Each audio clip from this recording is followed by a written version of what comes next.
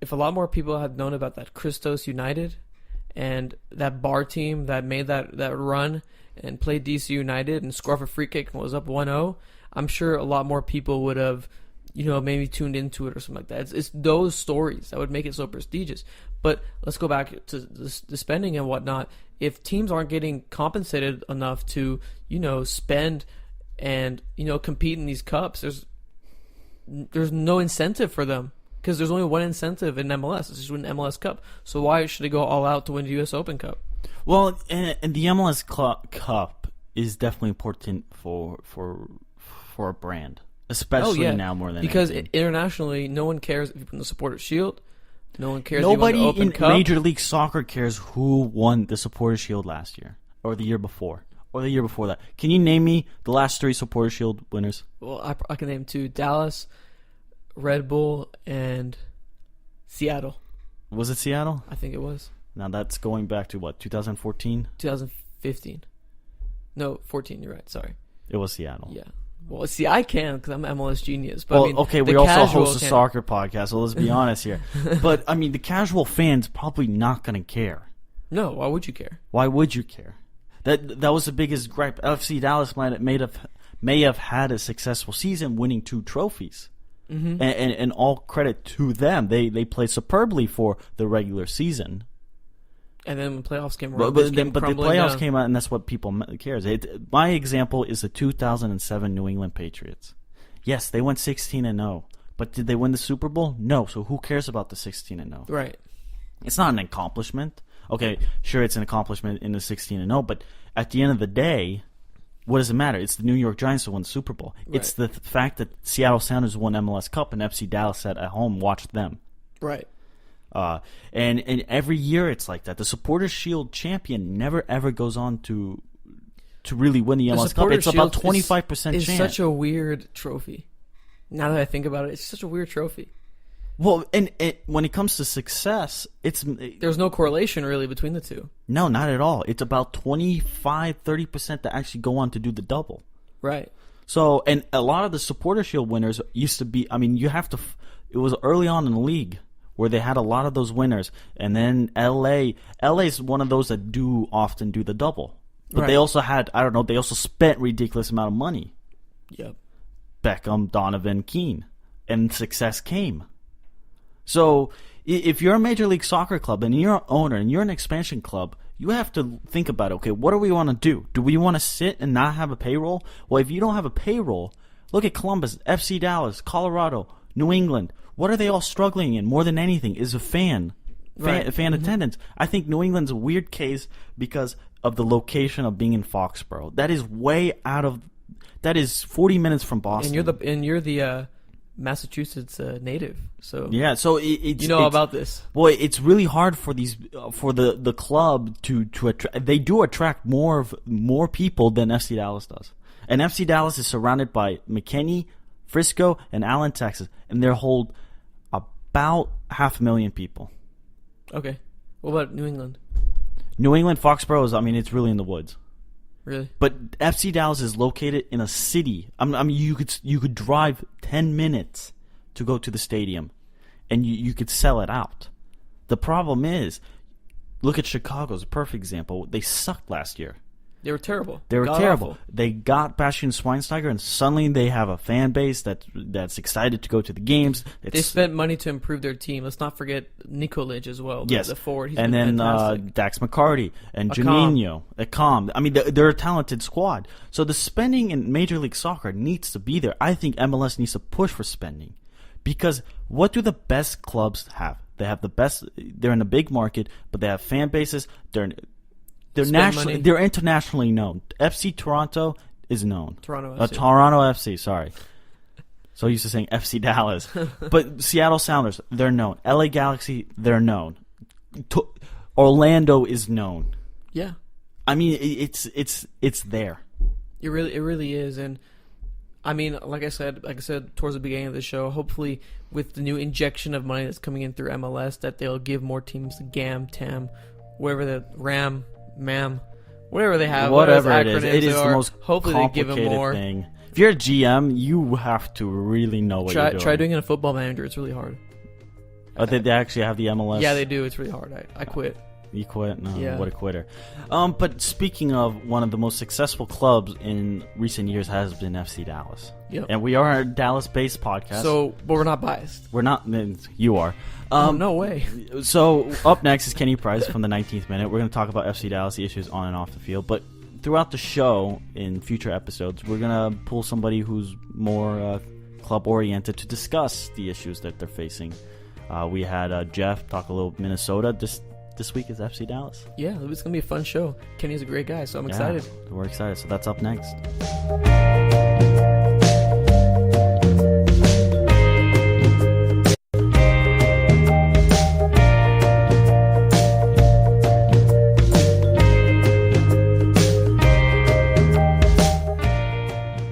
Joining us right now is Kenny Price. He's co-host of the 19th Minute Podcast, a podcast that covers FC Dallas. Kenny, how are you today?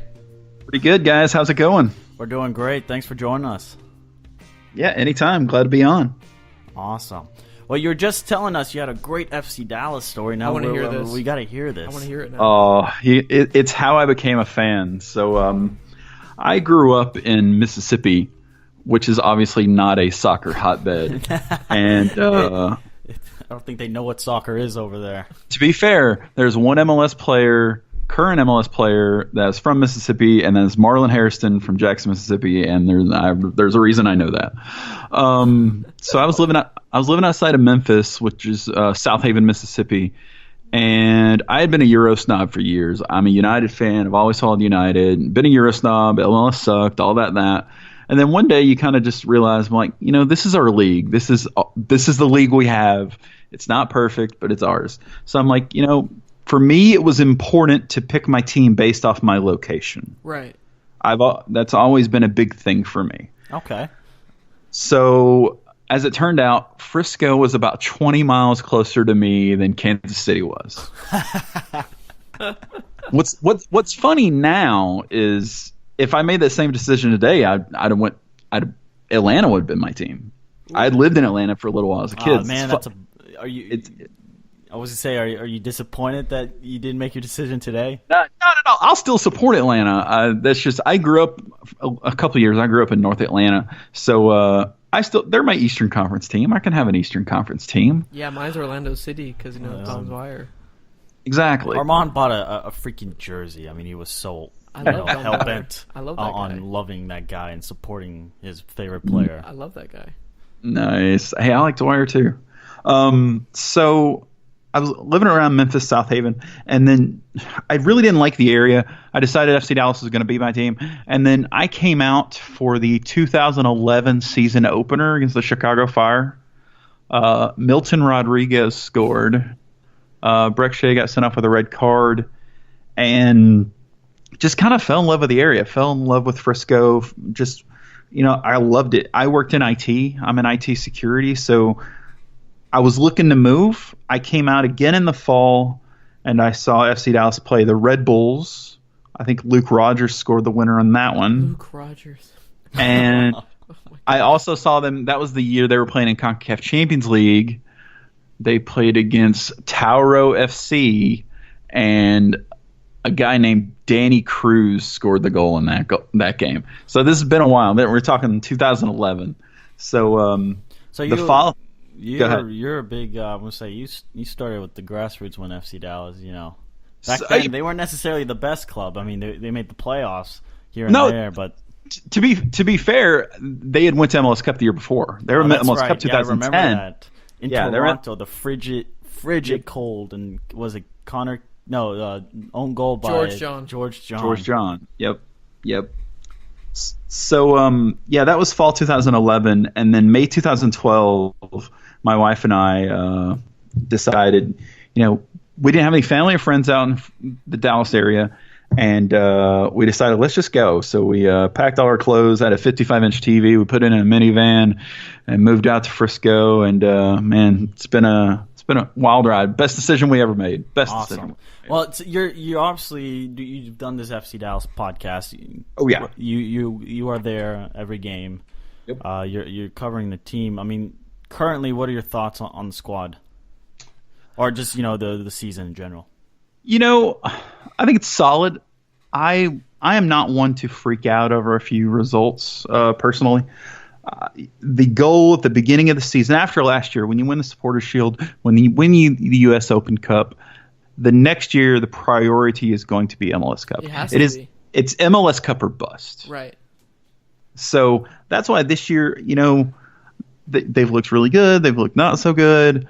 I think it's going about how I expected to be ready for the fall. Everything that's happening is gearing toward November. This team's going to be judged in November. It doesn't matter what happens in August. It's going to be what happens in November. MLS Cup is the only goal for this team. And, the front office said as much. No, I mean, we had Walker Zimmerman, and what I found most interesting was he said that last season they were just content with winning a trophy, and they weren't necessarily, they didn't care which one it was. It was, let's just win a trophy. Trying to get that monkey off their back. Yeah, and they ended up, I guess, doing the double, but what we were talking about in just previously before you joined us was, at the end of the day, what matters in Major League Soccer, and up until that's today's game. I mean, maybe in 15 years this can change, with the growth of the league. Right. But MLS Cup is all that matters. Nobody cares that FC Dallas won the Supporter Shield, besides maybe FC Dallas fan and the club. But other than that, you go around Major League Soccer, they say, well, Seattle won the MLS Cup. That's what matters. I agree, and it's when you look around other soccer leagues, the League Cup, the U.S. Open Cup for us is a bigger deal in other countries. It's less of a big deal here right now. That's part of the growth of the sport. But yeah, all that matters is, in December, being up on that platform, lifting the trophy with all the confetti around you. That's the iconic image of an MLS season. And if you're not the one doing that, then you got to be working on trying to do that. And that's the tough thing. Playoffs are such a crapshoot. But this team's been through a lot. I like where we're headed. And another thing about that is that not a lot of other teams around the league are as hardened as this team, I believe. I haven't just been impressed with tons of teams around the league. That probably plays into more of my confidence about FC Dallas. Well, I was going to say, with FC Dallas, I mean, with the national people that we've had, national guys that we've had on the show, FC Dallas still remains a smaller market team when it comes to just the marketing in general. Do you think why do you think that is when it comes to, everybody says, well, FC Dallas is successful, everybody loves their academy system, they love what they're doing, that's great, but nobody ESPN doesn't take time to talk about FC Dallas. Fox Sports doesn't take time to talk about FC Dallas. Why is there that gap? Are we talking about national attention, or are we talking about attendance? National attention. Yeah. The attendance is a separate issue. I think that's. I mean, a Yeah, lot of that's markets across the league suffer, and I mean, look at Orlando. They're not the best squad, but because of location and all of that goes into behind that. But national attention, because the national guys that come on, they love what FC Dallas is doing, but they don't care to really talk about it because it's just, it doesn't move the needle. It's those national pundits are just as fickle as fans are. I mean, they want the star power too. I mean, you're rarely going to get a pundit that's going to say, "Hey, they want to talk about the Dempseys and the Laderos and the Giovincos themselves." Right. It's a style of play. I liken it a lot. I liken FC Dallas a lot to Kansas City, where kind of the team is the star, almost the coach is the star. You would say the star of the team is almost Oscar Pareja. I'd say Kansas City's probably the same thing. Peter Vermes is pretty much the star of that team. There's they're two teams that have systems in places rather than the stars in places. So that's how I see it. I a lot of similarities between Kansas City. Right. What about FC Dallas? You gave a quote not too long ago to ESPN about how FC Dallas in the new stadium, they're looking to splash some cash. And you think next... So do what DC United is doing right now with getting Ariola, Zoltan, and the guy they got from the second division in Germany, kind of just spend before they move into their new stadium. Gotta ask for those. those rumors, who do you think it could be and why?